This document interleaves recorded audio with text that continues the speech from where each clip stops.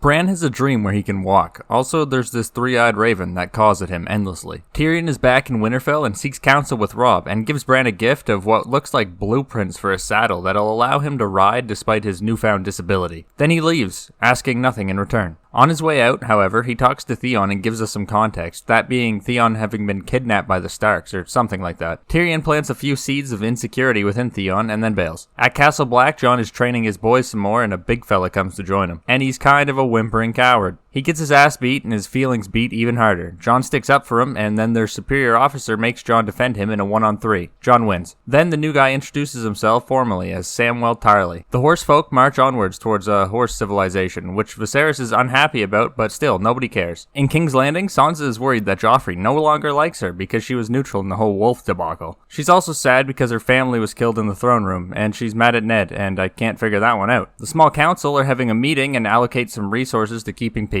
When the meeting ends, Ned asks the Grand Maester about the guy who died in the first episode. The Maester mentions the sickness came on very hard and very fast. He mentions that Jon Arryn came to him in the night before he died seeking a book. Ned also wants this book, and it happens to be the big old book of lineages. Ned suggests that poison may have been used to kill Jon Arryn, and the Grand Maester implicates their fellow small council member, Lord Varys, as poison is a sissy weapon in his mind and Varys is a eunuch, which is rock solid logic, 10 out of 10. Arya continues on her mission to become as much like water as possible, and then she expresses traditionally male aspirations, and Ned says she gotta do girl shit. Arya denies it and then gets back to training. Jon and Sam are on watch together at the wall, and Sam talks about how he was effectively forced to join the Night's Watch by his father threatening to murder him. They then bond about how shit Sam is at everything. Littlefinger calls Ned to a garden to have a chat, where he tells Ned that the city is full of spies belonging to the Queen, Varys, and himself. He then gives Ned a few trails to track down to figure out this Lannister conspiracy going on. Ned sends his most trusted ally, Jory Cassell, to follow up a lead, but the lead refuses to talk to anyone beneath him on the social hierarchy. Ned himself follows up a different lead to a blacksmith that Jon Arryn visited several times prior to his death. Turns out Jon Arryn did not come here for blacksmithing, he came to see this young man named Gendry. Ned questions Gendry, and Jon Arryn always wanted to know about his heritage. Ned then leaves, confidently telling his right-hand man that Gendry is the bastard son of Bobby B. Jory then goes to drop off a message from Ned to Bobby B, but he's busy with many hoes, so he leaves. At the Castle Black cafeteria, this guy says he wants to fuck up Sam real bad. Later that night, Jon and the squad wake him up and threaten his life if he ever tries to lay a finger on Sam. By sheer coincidence, the next day they're matched up in training, and fearing for his own life, he throws to Sam.